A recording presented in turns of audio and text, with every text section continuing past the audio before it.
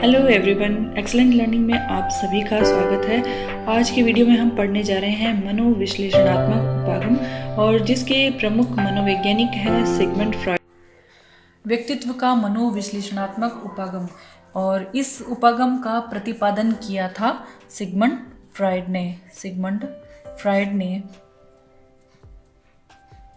यह जो मनोविश्लेषणात्मक सिद्धांत के महत्वपूर्ण सिद्धांतों में से एक अत्यंत ही महत्वपूर्ण सिद्धांत है। सिगमंड फ्रॉइड ऑस्ट्रिया के मनोवैज्ञानिक थे, और इन्होंने अपने अनुभवों से, अपने विचारों से और मनोचिकित्सा के क्षेत्र में जो इन्होंने कार्य किया, उनके अनुभवों के आधार पर इस सिद्धांत का प्रतिपादन किया था। और जो सिगमंड फ्रॉइड था, उस पर मनोविज्ञान का प्रभाव बहुत ही ज़्यादा था, और बहुत से इन्होंने ऐसी बातें भी बताई थी जिनकी वजह से इन्हें आलोचना का सामना भी करना पड़ा था। अब सिगमंड फ्रॉइड के जो यह उपागम है, इसको हम समझने के लिए 3 भागों में बांट लेते हैं। सबसे पहले चेतना के स्तर पर और व्यक्तित्व के संरचना के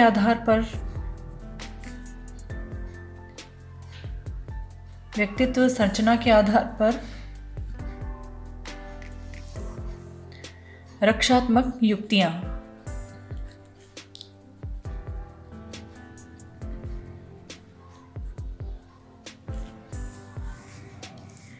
चेतना के स्तर के आधार पर यह 3 तरह का होता है।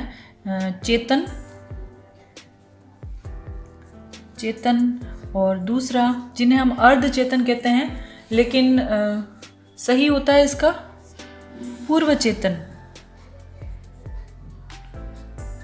अर्धचेतन भी काम में लिया जाता है इस शब्द के स्थान पर, और अवचेतन भी काम में लिया जाता है। और थर्ड है अचेतन मन, अनकॉन्शियस माइंड। अब इनको समझ लेते हैं। चेतन मन से फ्रॉइड का मतलब था वह भाग जिसे हम महसूस कर रहे हैं, जिसमें हम अभी हैं, जिसके बारे में हम विचार कर रहे हैं, जिसका संबंध वर्तमान से होता है। और इसके अंदर वे सभी मानसिक तत्व हैं जो वर्तमान क्षण से संबंधित है, और वह जो प्रत्यक्षण करता है, जो चेतन में रहता है, जहाँ व्यक्ति ध्यान दे रहा है, जिसे समझ रहा है, वह सब चेतन कहलाता है। चेतन के अंदर कुछ ऐसे कार्य होते हैं, कुछ इच्छाएं होती है, कुछ आवश्यकताएं होती है जिन्हें व्यक्ति पूरा करना चाहता है, लेकिन वे पूर्ण नहीं होती है, तो वह उन्हें दमित कर देता है, उन्हें मिटाने की कोशिश करता है अपने वर्तमान समय से। जब वह उन्हें दमित कर देता है तो यह नष्ट नहीं होती है, यह जाकर के इकट्ठी हो जाती हैं अचेतन मन में।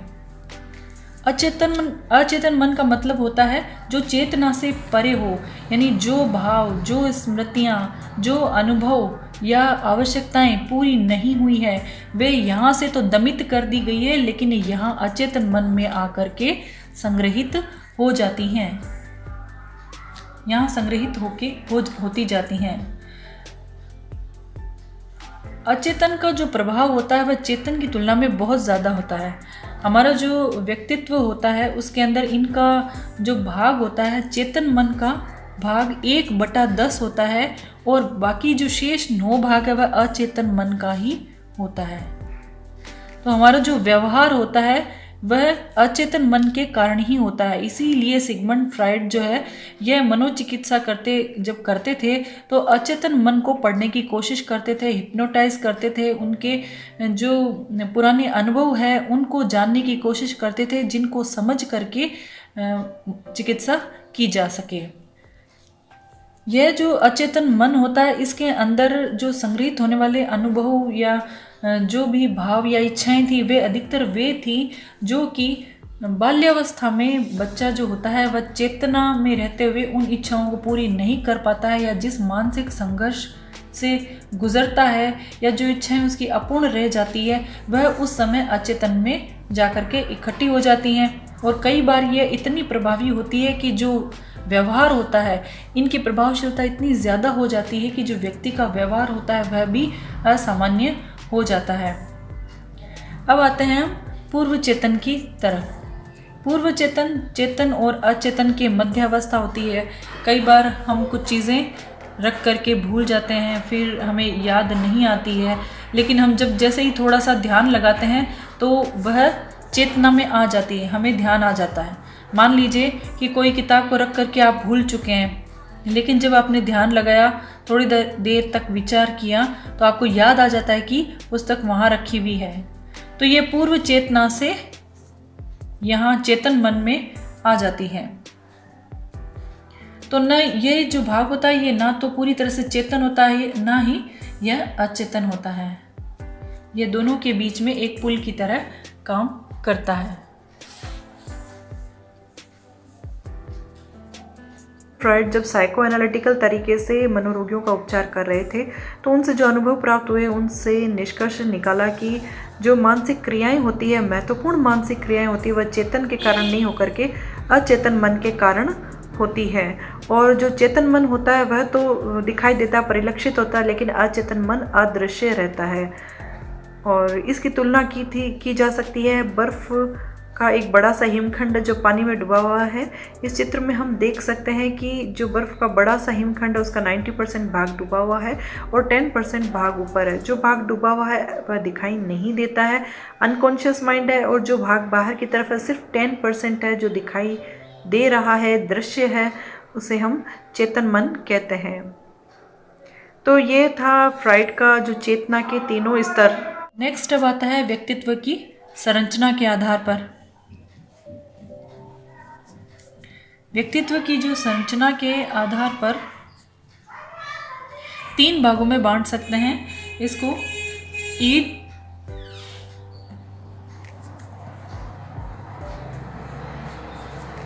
दूसरा ईगो या अहम,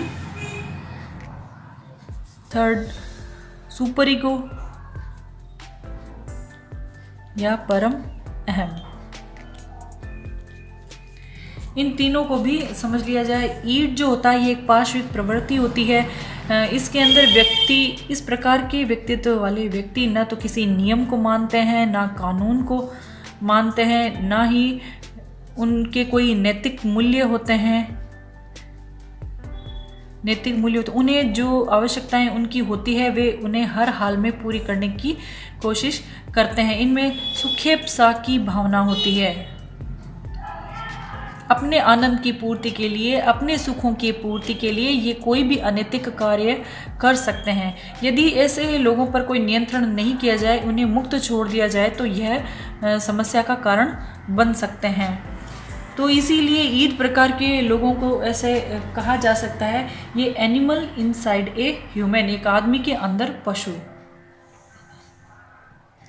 नेक्स्ट आता है ईगो। ईगो जो होता है ये ईड और सुपर ईगो के बीच में सेतु की तरह कार्य करता है। जैसे कि पूर्व चेतन चेतन और अचेतन के बीच में कर रहा था, उसी प्रकार यह ईगो होता है। ये व्यक्ति में चिंतन को विकसित करता है। वह कोई भी कार्य करने से पहले सोचता है कि क्या गलत है, क्या सही है, और यह वास्तविकता के नियम के अनुसार ही कार्य करता है। ईगो के जो व्यक्ति होते हैं, जिनमें अहम होता है, उनमें चेतना भी होती है, इच्छा शक्ति होती है, उनकी बुद्धि होती है और तर्क भी होता है, उनमें चिंतन भी करते हैं वे। और यह जो होता है ईगो, ये ईड की जो गलत कार्य होते हैं उन पर यह रोक लगाता है और समाज के द्वारा मान्य कार्य है उनको करने के लिए प्रेरित करता है। तो यह हुआ ईगो। और नेक्स्ट है सुपर ईगो। सुपर ईगो जो होता है इसे हम व्यक्ति की आत्मा भी कहते हैं, और व्यक्ति के अंदर समाज या a god in a human, ये man inside a man, animal inside a man, और ये है God inside a human. Super ego वाले जो व्यक्ति होते हैं वे नैतिकता की बातें करते हैं, आदर्शों के लिए कार्य करते हैं। और यह जो स्टेज होती है इसके अंदर व्यक्ति के अंदर जो आत्मा होती है एक तरह से वह पुलिस का काम करती है, जो ठीक कार्य करने का या गलत कार्य को रोकने का निर्देश देती है और नियम उल्लंघन करने पर भी यह रोक लगाती है। फ्रॉइड ने कहा था कि जब व्यक्ति के अंदर ईद की मात्रा अधिक हो जाती है तो भी व्यक्तित्व असंतुलित हो जाता है, सुपर ईगो की मात्रा अधिक हो जाती है तो भी असंतुलित हो जाता है। इसीलिए यदि व्यक्तित्व संतुलित है तो ईगो यदि अधिक है तो व्यक्तित्व संतुलित है। यह ईड पर भी कंट्रोल करता है और सुपर ईगो पर भी कंट्रोल करता है। तो ये व्यक्तित्व की संरचना है। फ्रॉइड के अनुसार बच्चों में जन्म से ही एक लैंगिक ऊर्जा उपस्थित होती है जिसे लिबिडो कहते हैं, और यह जो लिबिडो होती है यह कई लैंगिक अवस्थाओं से होकर के और ज़्यादा विकसित हो जाती है। फ्रॉइड का कहना था कि जो मानव का व्यवहार है, ये व्यक्ति का जो व्यवहार है, इस लैंगिक ऊर्जा यानी लिबिडो को संतुष्ट करने के इर्द गिर्द ही केंद्रित रहता है। यदि लिबिडो की समान रूप से संतुष्टि होती है, सम्यक संतुष्टि होती है, तो संतुलित व्यक्तित्व का विकास होता है। यदि अति संतुष्टि होती है या अल्प संतुष्टि होती है तो व्यक्तित्व का विकास जो है वह प्रभावित होता है और व्यक्ति असामान्य व्यवहार करता है। इसीलिए जो काउंसलर होता है या परामर्शदाता होता है उसको इन मनोलैंगिक अवस्थाओं का ज्ञान होना बहुत ज़रूरी है। और यह मनोलैंगिक जो अवस्थाएं हैं यह 5 प्रकार की होती हैं। First oral stage, second anal stage, third phallic, fourth latency और फिफ्थ है जेनाइटल स्टेज। ओरल स्टेज होती है 0 से 2 साल तक के अवस्था तक होती है, एनल स्टेज 2 से 4 साल तक, फैलिक स्टेज 4 से 7 साल तक, लेटेंसी स्टेज होती है 7 से 11 और जेनाइटल स्टेज होती है 11 से ऊपर तक के आयु के बच्चों में। अब आता है ओरल स्टेज। इसके अंदर यह जो होती है मनोलैंगिक विकास की पहली अवस्था होती है और इस अवस्था में जो कामुकता का क्षेत्र होता है वह होता है मुख। बच्चा जो होता है मुख में जो जाने वाली क्रियाएं होती है उसी से ही सुख का प्राप्त करता है, सुख की प्राप्ति करता है, आनंद की अनुभूति करता है। फिर आती है एनल स्टेज, 2 से 4 साल तक के लिए होती है। अब जो कामुकता का क्षेत्र मुख की जगह गुदा हो जाता है, मल मूत्र विसर्जन करने में, उन्हें रोके रखने में ही आनंद की अनुभूति प्राप्त करता है। थर्ड फैलिक स्टेज होती है जिसे लैंगिक अवस्था भी कहते हैं, 4 से 7 साल तक होती है। यह बहुत ही महत्वपूर्ण और संवेदनशील अवस्था होती है। इसके अंदर लड़कों में ओडिपस कॉम्प्लेक्स विकसित होता है और लड़कियों में इलेक्ट्रा कॉम्प्लेक्स विकसित होता है। यह लड़कों में और यह लड़कियों में। ओडिपस कॉम्प्लेक्स के कारण जो लड़के होते हैं वह अपनी माता की तरफ आकर्षित रहते हैं और इलेक्ट्रा कॉम्प्लेक्स के कारण लड़कियां अपनी पिता की तरफ आकर्षित रहती हैं। ओडिपस और इलेक्ट्रा जो शब्द हैं यह एक यूनानी भाषा के नाटक के जो नायक और नायिका के नाम से लिए गए हैं। फोर्थ लेटेंसी स्टेज यानी सुषुप्त अवस्था या अव्यक्त अवस्था भी कहते हैं और इसमें जो लिबिडो की संतुष्टि का यहाँ केंद्र जो होता है वह एक बार अदृश्य हो जाता है। यहाँ हमने लिबिडो को देखा किस प्रकार से उसका विकास हो रहा है, लेकिन यहाँ आकर के लिबिडो जो है उसका विकास एक बार अदृश्य हो जाता है। यहाँ पर जो बच्चा होता है वह अपने हम उम्र बच्चों के साथ खेलना पसंद करता है और इस समय उसका जो ध्यान है वो सामाजिक कार्यों की तरफ भी केंद्रित हो जाता है। अब जेनाइटल स्टेज जो होती है 11 से ऊपर है, उससे निरंतर उसके बाद में चलती रहती है। इसमें जो विपरीत लिंग होता है उसके प्रति तीव्र आकर्षण महसूस होता है। तो ये व्यक्तित्व विकास की मनोलैंगिक विकास की 5 अवस्थाएं बताई थी सिगमंड फ्राइड ने। और लिबिडो का यानी लैंगिक ऊर्जा का विकास किस किस आयु में किस प्रकार से होता है यह इन 5 स्टेज के अंदर बताया गया है। सिगमंड फ्राइड ने दिया था रक्षात्मक युक्तियाँ और सिगमंड फ्राइड के साथ उनकी जो पुत्री थी अन्ना फ्राइड और नव फ्राइडन के विचार भी इसके अंदर शामिल है। इसके अनुसार व्यक्ति कुछ ऐसा व्यवहार करता है जो कि अपने वातावरण के साथ समायोजन करने के लिए वह अचेतन रूप से अचानक ही कर लेता है और यह सकारात्मक भी हो सकते हैं, नकारात्मक भी हो सकते हैं। और मतलब ये है कि अपने आप ही वह व्यवहार परिलक्षित हो जाता है किसी परिस्थिति से समायोजन करने के लिए और इसमें उनके अहम की रक्षा होती है। हालांकि यह जो व्यवहार होता है यह उनकी समस्या का समाधान नहीं करता है, लेकिन उस वक्त जो उनको चिंता होने वाली होती है उससे तुरंत रिलीफ देता है, उससे राहत प्रदान करता है। और अहम की रक्षा के लिए यह होती है, ईगो की रक्षा के लिए रक्षात्मक युक्तियों का प्रयोग अचेतन मन करता है यह मानसिक स्वास्थ्य के लिए बहुत ज़रूरी होती है। लेकिन यदि रक्षात्मक प्रक्रम का इन युक्तियों का प्रयोग हम ज़रूरत से ज़्यादा करने लग जाएं तो यह मानसिक स्वास्थ्य के लिए उत्तम नहीं होती है, बल्कि यह अस्वस्थ मानसिकता को बताती है। अब ये कौन सी रक्षात्मक युक्तियाँ होती है? मुख्य रक्षात्मक युक्तियाँ डिफेंस मैकेनिज्म, युक्तिकरण, प्रतिगमन, रिग्रेशन, प्रक्षेपण, प्रोजेक्शन, विस्थापन, नकारना, क्षतिपूर्ति और दिवा स्वप्न। युक्तिकरण यानी रैशनलाइजेशन। इसके अंदर व्यक्ति बहाने बनाता है। सामान्य अर्थ में हम इसको कहते हैं बहाने बनाना। किसी कार्य करने का कारण वह बताता है जो वास्तविकता से अलग होता है। इसके अंदर जो व्यक्ति होता है वह अपनी असफलताओं के लिए, अपने जो फेलियर होते हैं उनको वह सामाजिक रूप से जो अस्वीकार्य व्यवहार है उन व्यवहार के लिए एक स्वीकार्य कारण देता है। जैसे उदाहरण से हम इसको समझने की कोशिश करते हैं। एक छात्र जो होता है, एक विद्यार्थी परीक्षा में नंबर कम आते हैं तो वह यह कहता है कि मैं जहाँ रहता हूँ वहाँ पर वातावरण पढ़ने वाला नहीं है, या जो विद्यार्थी है वे पढ़ने नहीं देते हैं। तो अपना जो कारण होता है वह उसे दूसरा कारण बताता है और बहाने बनाता है। तो यह कहलाता है युक्तिकरण यानी रैशनलाइजेशन। सेकंड आता है प्रतिगमन यानी रिग्रेशन। इसका मतलब होता है प्रतिगमन यानी पीछे की तरफ लौटना। इसका मतलब होता है पीछे की तरफ लौटना, यानी कम परिपक्व ढंग से व्यक्ति कार्य करता है या व्यवहार करता है। यानी कि एक बड़ा व्यक्ति है और वह बच्चों की तरह व्यवहार करने लग जाता है, तो यह बताता है कि वह प्रतिगमन कर रहा है। ऐसा अक्सर जब होता है जब व्यक्ति ज़िंदगी में परेशान होता है, बहुत ही तनावपूर्ण अनुभवों से गुजर रहा होता है, तो वह कम परिपक्व व्यवहार करता है और अपनी चिंता को कम करने का प्रयास करता है। यानी अपनी चिंता से मुक्ति पाने के लिए वह इस तरह की रक्षात्मक युक्ति उसके अचेतन मन के द्वारा की जाती है। और इसका उदाहरण हम ऐसे भी देख सकते हैं कि कोई बड़ा व्यक्ति है किसी के कंधे पर रख करके रोता है, तो यह भी एक प्रतिगमन का उदाहरण आता है। नेक्स्ट प्रक्षेपण यानी प्रोजेक्शन। इसके अंदर व्यक्ति अपनी कमियों को, अपनी कमजोरियों को दूसरे व्यक्ति पर आरोपित कर देता है और खुद में उन कमियों के लिए इनकार करता है।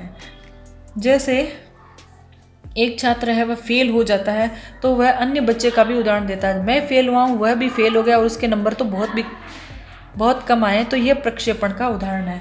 नेक्स्ट आता है विस्थापन डिस्प्लेसमेंट। इसमें व्यक्ति अपनी भावनाओं को किसी विशेष वस्तु से हटा करके दूसरे व्यक्ति से संबंधित कर लेता है, यानी भावनाओं की आक्रामकता से संबंधित होते हैं। इसका उदाहरण से हम समझ लेते हैं कि कोई व्यक्ति है वह अपने ऑफिस में जाता है और जब बॉस उससे नाराज़ होता है, उसके अधिकारी उससे नाराज़ होते हैं, उल्हाना देते हैं, तो वह उस वक्त तो कुछ नहीं कर पाता है, लेकिन घर आकर के वह जो गुस्सा उसके मन के अंदर होता है वह अपने बच्चों पर उतारता है। तो गुस्सा तो उसमें आया लेकिन उसका डिस्प्लेसमेंट कर लिया, जहाँ करना था वहाँ नहीं हुआ बल्कि दूसरे स्थान पर किया। इस रक्षात्मक युक्ति को कहते हैं विस्थापन। फिर आता है नकारना यानी डैनियल। यदि कोई घटना है हमारे जीवन में होती है और वह बहुत ही बुरी घटना होती है, हमें पसंद नहीं होती है, अरुचिकर होती है, हमारे लिए कष्टदायक होती है, तो हम उस घटना का अस्तित्व मानने से ही इनकार कर देते हैं। तो थोड़ी देर के लिए हम उस तकलीफ से अपने आप को बचा लेते हैं। जैसे कोई प्रियजन की मृत्यु हो जाती है या कोई गंभीर बीमारी की सूचना प्राप्त होती है, तो इस तरह की रक्षात्मक युक्ति का प्रयोग व्यक्ति के द्वारा किया जाता है। क्षतिपूर्ति यानी कंपनसेशन। जब व्यक्ति कोई एक क्षेत्र में असफल हो जाता है तो वह दूसरे क्षेत्र में सफलता प्राप्त करके क्षतिपूर्ति करने की कोशिश करता है। इसे ही क्षतिपूर्ति रक्षात्मक युक्ति कहते हैं।